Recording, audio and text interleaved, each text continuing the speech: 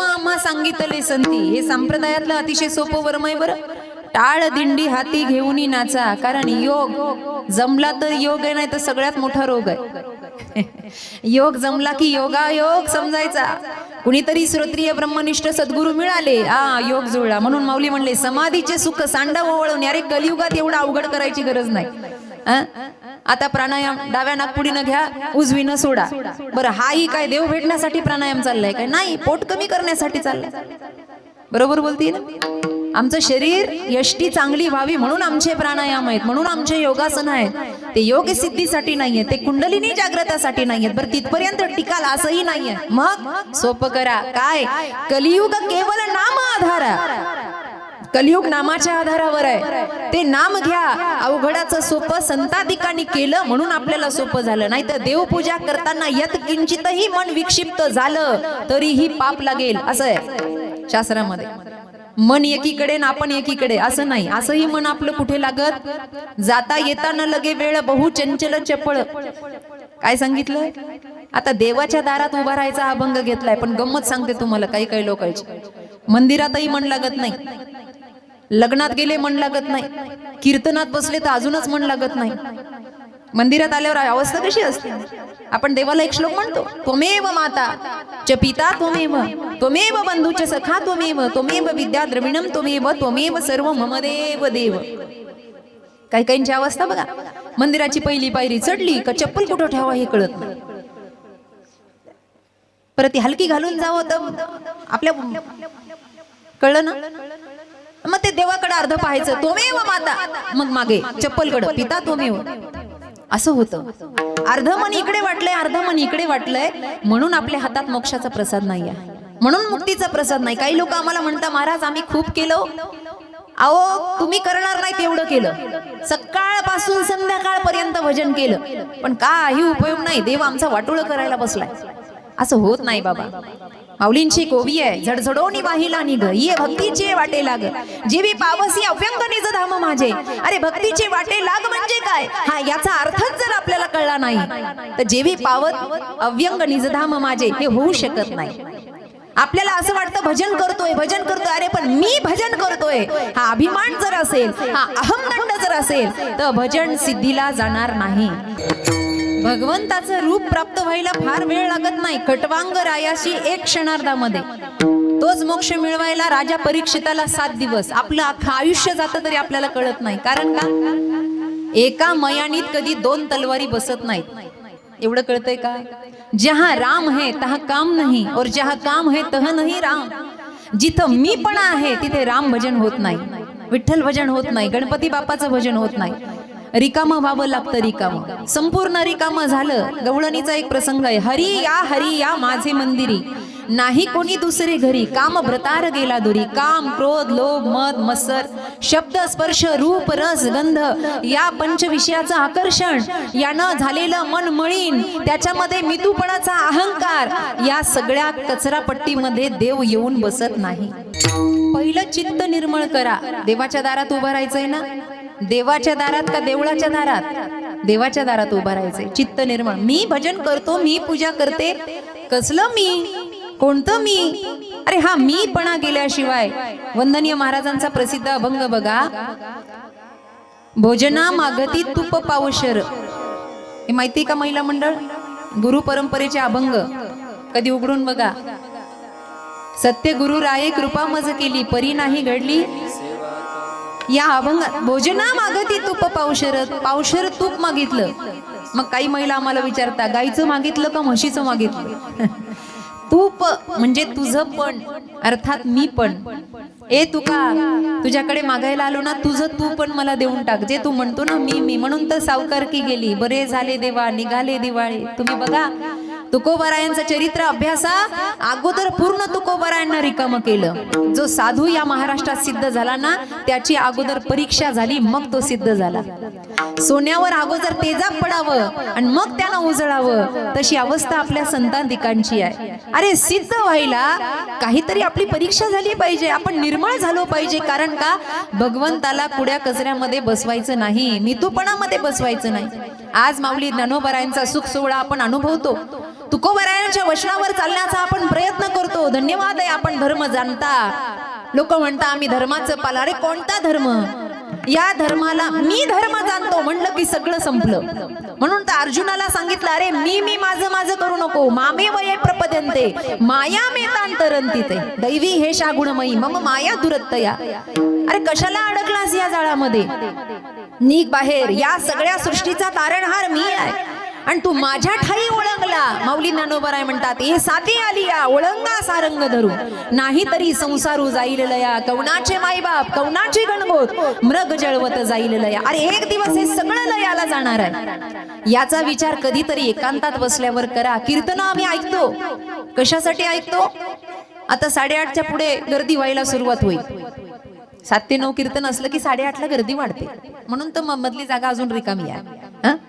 काय येतोय आम्ही कीर्तनाला? पाहे प्रसादाची वाट. याच्यासाठी आमचं कीर्तनाला येण्याचा उद्देश काय? महाराज आम्हाला मोक्ष पाहिजे, आम्हाला मुक्ती पाहिजे. त्याच्यासाठी आम्ही तीर्थयात्रा केल्या, त्याच्यासाठी आम्ही गावभर टिमकी मिरवली. आम्ही भजन करतो, आम्ही भजन करतो. हा आमच्यापेक्षा कोणी चांगलं म्हणत नाही, असं चालत नाही. हा कुठेतरी व्यक्त भाव झाला पाहिजे आणि सद्गुरु सोयरा करून त्याच्या संतत्वाच्या सानिध्यात कुठेतरी आपल्याला राहता आलं पाहिजे. ज्यांचा मी अभंग निवडला त्यांची उपासना पाली का? माऊली ज्ञानोबरायाची भूमी ही आळंदी आहे आणि आळंदी ही वैराग्याची भूमी आहे. आळंदी आपल्यापासून लांब नाही आहे. हा अभंग तुम्ही तिथे जाऊन कधीतरी म्हणा आणि माऊलींना म्हणा, माऊली समाधीला डोकं लावतोय, हरिमुखे म्हणा म्हणतोय. आता हे लेकरू तुम्ही सांभाळायचं, कारण संतांना मागितलं की संत देत असतात. पण आपण वैराग्याच्या भूमीत जाऊन सुद्धा संसार मागतो. ही दळभद्रीपणा आहे आपला. माऊलींच्या समोर गेलं की संसाराचं कधी मागू नका. तुकोबरायांच्या समोर गेल्यावर अरे त्यांनी जे सोडलं ते काय मागता बाबा? हो काही गरज नाही. तिथे गेल्यावर त्या समाधीला डोकं लावून म्हणावं, महाराज तुम्ही म्हणले ना, जे खळांची व्यंकटी सांडो तया सत्कर्मी रती वाढो, भूता परस्परे पडो मैत्र जीवांची. ते सत्कर्म काय आहे ना ते मला कळवा. कारण का? मी गणपतीची सेवा करतो, सिद्धिविनायकाची सेवा करतो. बस अखंड आयुष्य हे सत्कर्म होऊ द्या. आणि असं जर आपण मागितलं ना तर निश्चितपणे ते आपल्यावर कृपा करत असतात. कारण का? ते राऊळ, ते मंदिर त्याच्यासाठीच बनवलेले आहे. आज अभंग घेतलाय देवाची द्वारी. मंदिरं बनवतात का? एक पॉझिटिव्ह एनर्जी आपल्याला तिथे मिळावी. विज्ञानानं सुद्धा सिद्ध केलंय की मंदिराच्या अवतीभोवतीचा परिसर हा पॉझिटिव्ह एनर्जीचा असतो. सगळे आपले सुख दुःख त्या मंदिरात जाऊन आपण सांगतो, ए देवा असं झालं, ए देवा तसं झालं. लहानपणापासून त्या पायरीवर चढलं की आपल्याला बोलायची सवय. लहान लेकरं, देवा शिक्षण होत नाही, शिक्षण झालं, देवा नोकरी नाही, नोकरी मिळाली, देवा छोकरी नाही, छोकरी मिळाली, देवा मुलं बाळ नाही, मुलं बाळ झाली, देवा मोठे कधी होतील. आता देव येणार का घरी काम करायला? पण देवा हॉटेल मधल्या वेटरला जेवढे आवाज द्यावे तेवढे प्रत्येक संकटाला त्याला आपण आवाज देतो. पण कधीतरी त्याला एकदा आवाज द्या, देवा चांगला सद्गुरू मिळू दे, देवा चांगले संत मिळू दे, तुझ्या दारात मी उभा आहे. ज्या वेळेला आपण संतांचं ऐकतो बाबा, संतांच्या सानिध्यात राहतो. माऊली ज्ञानोबराय म्हणतात, सर्व सुख पाहिजे ना तरी अवधान ऐकले दीजे मग सर्व सुखासी. त्यांचं ऐकलं आणि देवाच्या दारामध्ये उभा राहिलं. अहो महाराज, सकाळची ड्युटी देवाच्या दारात, संध्याकाळी देवाच्या दारात, मधल्या वेळात देवाच्या दारात, तरी मुक्ती भेटेना. नुक्ती भेटती पण मुक्ती भेटेना. नुक्ती कळाली का? नाही ना. ते मराठवाड्यातला शब्द आहे. बुंदीला तिकडे नुक्ती म्हणतात. महाराज नुक्ती भेटली पण मुक्ती भेटेना. नावाची बायको मुक्ती भेटली पण ही मुक्ती भेटेना. काय कराव? अरे बाबा, ज्या भावनेनं, ज्या प्रभावनेनं त्या दारात उभं राहायचं, त्या दारात उभं राहणं होईना. तिथं उभा राहतोय पण सगळं लक्ष संसाराकडे आहे. लक्षात घ्या, मी संसार शिकवायला आले नाही आपल्याला. अरे माऊलींनी आपल्या सगळ्यांना प्रार्थना केली, आपल्या सर्वांसाठी, अवघाची संसार सुखाचा करीन. त्या शब्दाकडे अजून लोकांचं लक्ष नाहीये की आपली आई गेली आपण रडत बसतो. मी सगळ्यांना सांगते, महाराष्ट्रवासी एवढे भाग्यवान आहे की देवानं आपल्याला 2 आया दिल्या भाग्यानं. आपली एक आई गेली ना तर रडत बसण्यात आपलं काही तात्पर्य नाही. आईसाठी अश्रू येतात बाबा, अनावर होतात, पण आपली एक माय गेली ना, काळजी करू नका, आपली दुसरी माय आळंदीत आपली वाट पाहती आहे. समाधी संजीवन हरिपाठ, ती आळंदीत बसली आहे. आणि जिचे पिढे बाळ प्राण तियेचा विकळ, ऐसा मातेचा स्वभाव सूत्र दोरी एक जीव. ती माय आपल्याला नीट करायला बसली. मग त्यांचं नाही ऐकायचं तर कोणाचं ऐकायचं? एवढा तरी भाव बसला पाहिजे की आता तो सांभाळणार आहे ना, तो म्हणलाय ना अवघाची संसार सुखाचा करीन, आनंदे भरीन तिन्ही लोके, मग त्यांचं का ऐकायचं नाही. आणि माऊली ज्ञानोबराय म्हणतात आता या मनुष्य देहात जर आमचं ऐकलं नाही तर वाटोळ आहे. मग सर्व सुखासी, अरे रात्रंदिवस पळतोय ना, मग देवाच्या दारात क्षणभर तरी उभा राहा, भजन करा, पण असं करा की जेणेकरून देवापर्यंत आपला आवाज जावा आणि कधीतरी आपली भक्ती पोहोचावी. एवढ्या दिवसाचे नाम सप्ताह चालू आहे.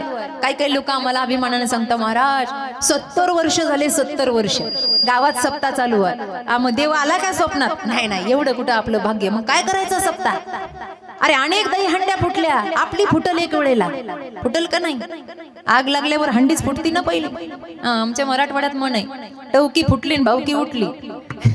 एकदा आवाज झाला की लोक पट्टापट्टा मागे सरकता का, याच्यात काही राम राहिला नाही, आणि राम नाही राहिला की लोक रामरामही करत नाही. लक्षात आलं का?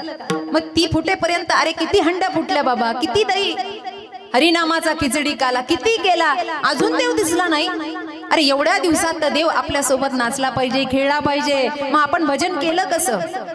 आमचं सारं लक्ष त्या संसाराकडे आहे. त्याला कधी सुखाचा करेल, कधी सुखाचा करेल. संतत्वापेक्षा देवत्वापेक्षा सुखी करणारं दुसरं कोणी नाही. असं वाटतं संसारामध्ये सुख आलं आल्यासारखं वाटतं, दुःख गेल्यासारखं वाटतं. पण लक्षात घ्या, सुख येत नाही आणि दुःख जात नाही, फक्त गेल्यासारखं वाटतं. करा एकचित्त आवडी अनंत आळवावा, आवडीनं आळवावा अनंत. वस्ती कर वस्ती आला. या संसारामध्ये कसं राहायचंय? आपण वस्ती करायला आलोय. त्या भावानं जर राहिलं, रोज सकाळी आरशात आपण पाहतो, आरशात पाहिल्यावर स्वतःशी म्हणायचं काळ कधी येईल माहित नाही, मृत्यूची टांगती तलवार आहे. हे सगळं सांगण्याचं कारण काय माहितीये? देवाची द्वारी. कारण वैराग्य आल्याशिवाय त्या क्षणात माणसाचं मन लागणार नाही. लक्षात ठेवा, क्षण फार महत्वाचा आहे. क्षण, तो क्षण सांभाळला. महाराजांचा प्रसिद्ध अभंग आहे, क्षण क्षणाहाची करावा विचार तरावया पार भव सिंधू. जीवनातला एक एक क्षण वाया गेला. जन्माला आल्यापासून आतापर्यंतचा क्षण बघा, काय केलं, काय मिळवलं, कहा गए तो कहा नाही, क्या लाये तो कुछ नाही. तेलही गेलं, तुपही गेलं, हातात आलं धुपटणं, काय मिळवलं? अरे घर तर सगळेच बांधता, नोकरी तर सगळेच करता, काहीतरी वेगळं करण्यासाठी मनुष्य देह मिळालाय ना. मग क्षण सांभाळा, क्षण. हे बघा, तुम्ही क्षण सांभाळा की मग ते देवाचं दार असो किंवा अरण्य असो, ज्या क्षणाला राम तत्व जागृत झालं ते देवाचं द्वारच होतं. पटत नाही तुम्हाला? काही काही लोक आम्हाला म्हणतात महाराज भजन करायला जागा पाहिजे, भजन करायला जागा पाहिजे. शब्द नीट ऐका महाराज, भजन करायला चांगलं स्थान पाहिजे.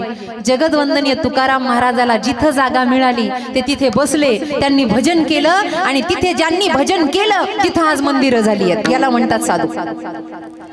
भंडारा डोंगर, भामचंद्र डोंगर, घोरपडे डोंगर, काय झालं? तिथं भजन केलंय महाराजांनी. ती भजनाची जागा मंदिर झाली, मंदिर. सांगा, पुन्हा म्हणायची गरज नाही देवाची द्वारी उभा क्षणभरी. जागेवर मंदिर, मनच मंदिर होऊन जातं महाराज. क्षण सांभाळायचा, क्षण. एक असा आहे, संसाराला कंटाळान गावाच्या बाहेर गेला भजन करायला, झाडाखाली बसला, हरे कृष्णम कृष्ण कृष्णेती कृष्णम भजन करायला लागला. भजन करता करता करता भजनामध्ये एवढा आनंद वाढला, एवढा आनंद, विराग, राग, अनुराग या सगळ्या गोष्टी भावल्या आणि मन आता कुठेच लागेना. डोळे बंद केले तरी देवाचं दर्शन व्हायचं, अर्थात सद्गतीत मन झालं, भगवंताचं आभा मंडळ दिसायचं, सगळं झालं. तो काळ होता जुना आणि त्या काळामध्ये नारदांची स्वारी यायची. नीट ऐका, क्षण महत्वाचा. नारदाची स्वारी यायची. आता कलियुगात नारद येतात पण दिसत नाही, आता पण येतात, आज पण येऊन गेले. नारायणाची स्वारी आपण म्हणतो ना, नारदजी येतात, आता येतात, पण त्यांना माहिती माणसं फार शहाणी झाली. ते नारदजीला म्हणते तुम्ही चहा प्या, मीटिंग वरून येतो. अशी लोक झाली, लोकांना किंमत राहिली नाही. नारदजी दिसत नाही. नारदजी आले, त्या रस्त्यावरून चालले. तो भजन करत होता. भजन करता करता नारदजींच्या विण्याची तार छेडली आणि आवाज आला, नारायण नारायण नारायण नारायण. यानं भजन करता करता नारायण नारायण कोण म्हणतंय म्हणून याने मागे वळून पाहिलं आणि मागे वळून बघितल्यानंतर तसाच प्रणिपात केला, उठला आणि महाराजांना नमस्कार केला. थांबा म्हणले महाराज, थांबा, माझं काही म्हणणं आहे, माझा काही प्रश्न आहे. गीता सांगते तद्विती प्रणिपातेन परिप्रश्नेन सेवया उपदेक्षन्ति ते ज्ञानम ज्ञानिना तत्वदर्शिना. साधूला प्रश्न विचारावा, साधूची सेवा करावी. तुम्ही साधू आहात, माझा प्रणिपात आहे, काही प्रश्न विचारू का? देव मला भेटेल का? नारदजी म्हणले तुला काय म्हणायचंय? काही नाही म्हणले. तुम्ही कुठं चाललात? नारदजी म्हणले मी देवाला भेटायला चाललोय, वैकुंठात चाल. माझ्याकडे लक्ष द्या, महिला मंडळ माझ्याकडे लक्ष द्या. मी देवाला भेटायला चाललो. देवाला भेटायला चालला? हो. मग माझा काही निरोप? हो सांगा ना, काय निरोप आहे? नारदजींना म्हटलं काय निरोप असेल? नारदजींनी विचारलं काय आहे? काही नाही म्हणे. देवाला फक्त एवढा प्रश्न विचारा की तुम्ही मला भेटायला कधी येणार आहे. प्रश्न साधा आणि सोपा होता. असा प्रश्न कधी आपल्या मनात येतो का? देव भेटेल का? बसल्या बसल्या कधीतरी विचार करा कीर्तन संपल्यावर. का हो रिकामी बसले, मला अचानकच वाटलं शबरीचे उष्टे बोरं खाल्ले, निदान माझ्या घरी पाणी प्यायला तरी रामानं यावं, विठ्ठलानं यावं, असं वाटतच नाही म्हणून देव येत नाही. जिथे आवड निर्माण होते ना तिथे देव सुद्धा सवड काढतो. ते म्हणले नारदजी माझा एकच प्रश्न आहे, मला काही नको. देवाला फक्त एवढाच प्रश्न विचारा की एक भक्त वृक्षाखाली बसलाय, अखंड तुमचं नामचिंतन करतोय, तुम्ही भेटायला कधी येणार? काय अवघड होतं का? नाही. नारदजी गेल्यावर वैकुंठात भेट झाली, चर्चा सत्र झालं, सगळं झालं. त्या नारदजींच्या लक्षात आलं. त्यांनी वळून पाहिलं. देव म्हणले आता काय राहिलं नारदा? काही नाही म्हणे, मृत्यू लोकात एक जण भेटला, तो भजन करतोय, घरदार सोडले, भजनामध्ये मन लागले, झाडाच्या खाली बसलाय. मग काही नाही, त्याचा साधा प्रश्न आहे काय, मला तुम्ही भेट द्यायला येणार कधी? उत्तर ऐका. देव म्हणला नारदा त्या सज्जनाला जाऊन सांग, तू ज्या झाडाखाली बसलाय ना त्या झाडाला जेवढी पानं आहेत तेवढे वर्ष उलटले की मी तुला भेटायला येईन. नारदजी म्हणले देवा अरे असं ऐकलं तर तो एक तम्माळ काढून ठेवील, नाही तर मरून जाईल. अरे ते झाड चिंचेच आहे आणि चिंचेच्या झाडाचे पानं एवढे लांब लांब असतात. हो म्हणल्या काही काही जणी, चिंचेच्या झाडाचं पान एवढंच आणि एवढे पानं उलटल्यानंतर ए देवा तू सरळ सांग ना मी येणार नाही म्हणून. अरे तू आडवा का बोलतोयस? काय कारण आहे तुझं हे सगळं बोलण्याचं? सोडून देईल म्हणला तो भजन. देव म्हणला तुला सांगितलंय ना नारदा, बस माझा विषय संपला. नारदजी त्या गल्लीनं गेलेच नाही पुन्हा. ते म्हणले तोंडावर पडण्यासारखं. कधीतरी सज्जनानं मनुष्यानाम सहज हजारातून एखादा खऱ्या भजनाला लागतो आणि त्यानं हा प्रश्न विचारायचा सांगितलाय, देव असा आडवा बोलतो, आपल्याला तोंड आहे का म्हणले देवाचा प्रचार, उगाच आपण हबप झालो म्हणले. नारदजीनं पश्चाताप झाला. त्या गल्लीतून पुन्हा नारदजी गेले नाही. त्या माणसानं 1 महिना 2 महिने 6 महिने झाले. 6 महिन्यानंतर कधीतरी नारदाला वाटलं आहे नाही आहे माहिती नाही, विसर पडला असेल. नारदजी पुन्हा तिकडून नारायण नारदजी, अरे बापरे म्हणे आहेच का? अहो म्हणे भजन करतोय, तुम्हाला एक प्रश्न विचारायचा सांगितला, माझ्या पक्क लक्षात आहे. नारदजी म्हणले आज विचारतो. नारदजी पुन्हा गेले, पुन्हा तोच संवाद झाला. काय करावं बरं? नारदजी परत आले. परत आल्यानंतर त्यानं विचारलं महाराज माझ्या प्रश्नाचं उत्तर मिळालं? नारदजी म्हणले उत्तर मिळालं पण तुला सहन होण्यासारखं नाही. म्हणले काय? तू ज्या झाडाखाली बसलास ना त्या झाडाची जेवढी पानं आहेत तेवढे वर्ष उलटल्यानंतर तो सर्वांगाचे कान करून ऐकत होता. तो म्हणला नंतर काय? तेवढे वर्ष उलटल्यानंतर. म्हणले नंतर काय? देव तुला भेटायला येणार. त्यानं फक्त देव भेटायला येणार एवढाच शब्द नीट ऐकला आणि तो वेडा झाला. मला देव भेटायला येणार? मला देव? कंठी प्रेम दाटे, नयनी नीर लोटे, हृदय प्रगटे राम रूप, आंखों से आंसू बहे, वाणी से कुछ न कहे, ऐसा तुझको जब से हो गया, समझ भक्ति रंग चढ़ गया. आणि तो वेडा होऊन नाचायला लागला. नाचता नाचता रोमांच प्रफुल्लित झाले. नारदजी त्याच्याकडे पाहता मला वाटलंच होतं हा येडा होईल, देवानं काय अवघड प्रकरण केलं ना असं म्हणता म्हणता नारदजी कौतुकानं पाहता तोच लख प्रकाश पडला. आणि लख प्रकाश कशाचा पडला म्हणून नारदजीने मागे वळून पाहिलं तर आदि नारायण प्रगटलेला महाराज. देव म्हणले देवा तोंडात मारायला कोण नाही? अरे एकीकडून तू म्हटला एवढे पानं एवढे वर्ष झाल्यावर येशील आला लगेच. ते म्हणले नारदा तुला माझा भाव कळाला नाही. काय? या वृक्षाला जेवढी पानं आहे तेवढे वर्ष उलटल्यानंतर त्याची जी भक्ती होणार आहे त्या भक्तीसाठी मी येणार होतो, पण ती भक्ती एका क्षणाला याला प्राप्त झाली म्हणून मला यावं लागलं. हा क्षण आहे बाबा, हा क्षण ज्यानं सांभाळला ना त्याच्या जीवनाचं सोनं आहे.